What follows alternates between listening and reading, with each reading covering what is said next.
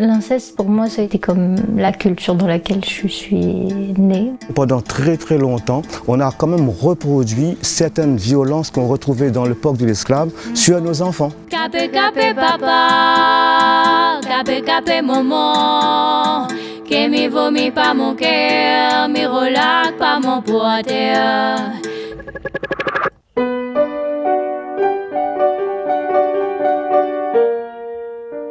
C'est comme un morceau d'enfermement en fait.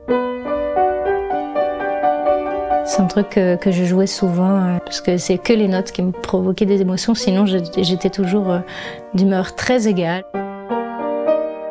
C'était le seul espace où moi j'arrivais à pleurer, donc il y a certaines notes que je fais pas là parce que j'ai pas envie de pleurer.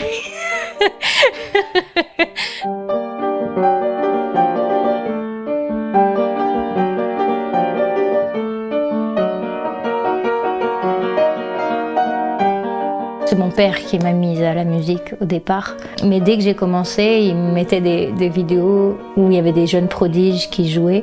Il me disait, tu vois, t'es déjà trop vieille, t'es nulle, tu sais pas faire ça et tout. Alors je venais de commencer. Et après, c'est passé de je suis nulle à il me tape souvent à un moment donné, il commence à parler, mais il parle de sexe en fait.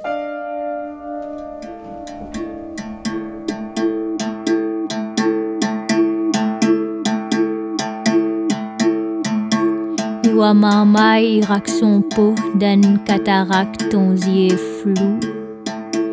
Mi entend le chien, le loup, comme qui hurle là-haut.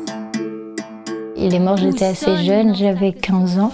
Il s'est suicidé après avoir dit lui-même à ma mère que ça n'était arrivé qu'une fois et qu'on était d'accord et que blabla. Voilà, bref. Il a dit sa version. Elle a dit à mon père d'aller attendre les gendarmes chez ma grand-mère qui était absente. Et il a attendu une semaine et après il s'est suicidé. Capé, capé, papa, capé, capé, maman, que mi vomit pas mon cœur, mi relax pas mon poitrine. On essaye d'être résilient, donc certains ont besoin de thérapie, certains ont besoin de l'art, certains ça se fera au fur et à mesure ou ça se fera pas. Mais la résilience, elle est hyper importante à l'échelle intime et à l'échelle aussi d'un peuple qui a subi quelque chose qui l'a écrasé et qui l'a touché dans son intégrité. Et je trouve qu'il y a vraiment un parallèle entre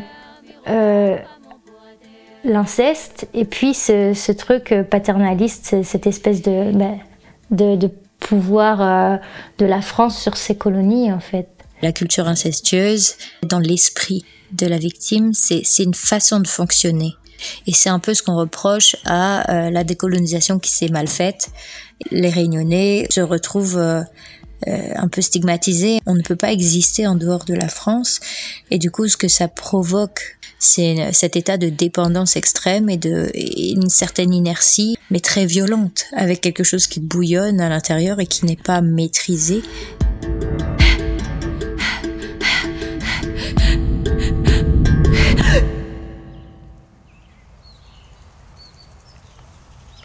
Les premiers colons officiels arrivent en 1663.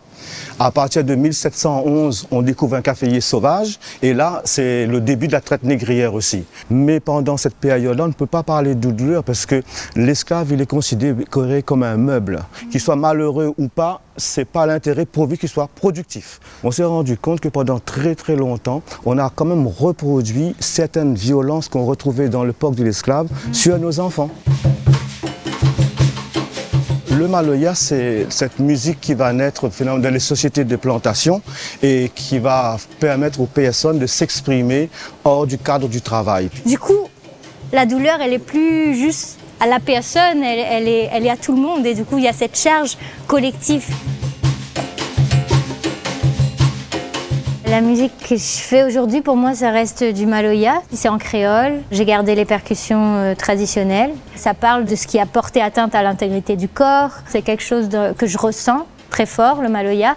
Mais je m'en sers pour dire ce que j'ai besoin de dire. Et comme ce que j'ai besoin de dire est hors des cadres, la musique que je fais doit un peu être hors cadre. L'organisation des poules,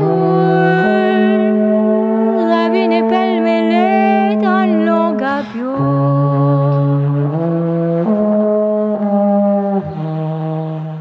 Comment guérir? Comment guérir? Le temps.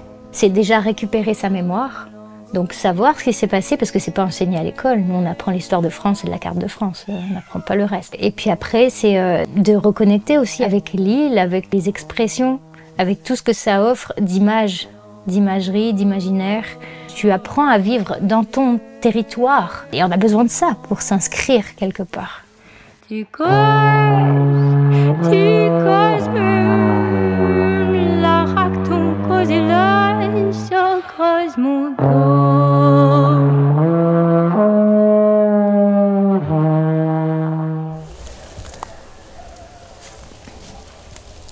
Tu entends le vent dans les bambous? Quand ils connent entre eux, c'est beau, mais il y a d'autres sons. J'aime beaucoup me balader dans les forêts parce que ça m'apprend le mouvement, la nature.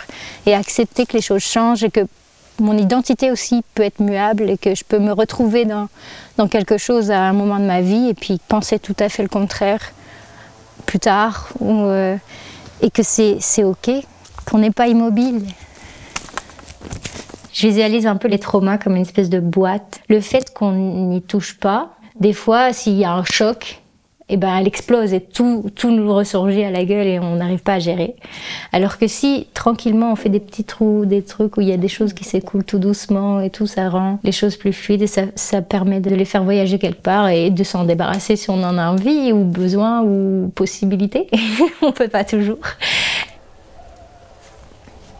Dès que j'ai honte de dire quelque chose, je me dis que c'est là qu'il faut que j'aille. Et j'attaque, jusqu'à ce que ça sorte et que ça soit totalement essoré, rincé, que tout soit dit. Et que la honte même disparaisse parce qu'il y a l'évidence que ça doit se savoir et se dire quoi.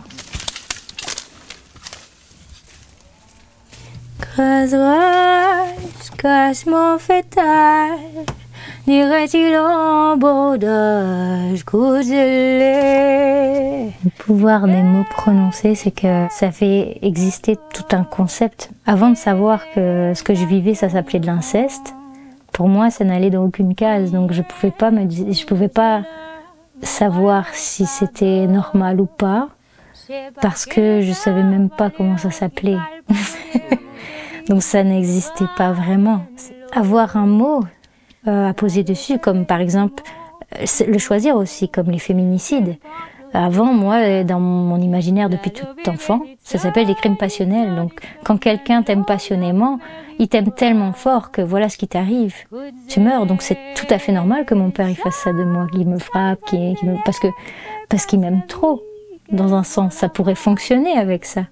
Mais si ça s'appelle féminicide, tout d'un coup je me dis ah tiens, ça a pas l'air beau. Tu vois, ça sonne pas pareil.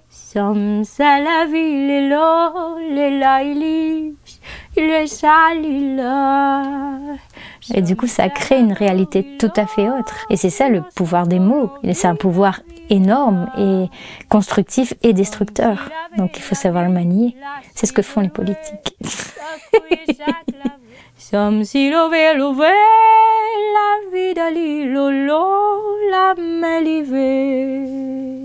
Les poètes, ils le font aussi, mais pour des raisons plus intimes et pour se persuader que le monde est beau et plein de ressources.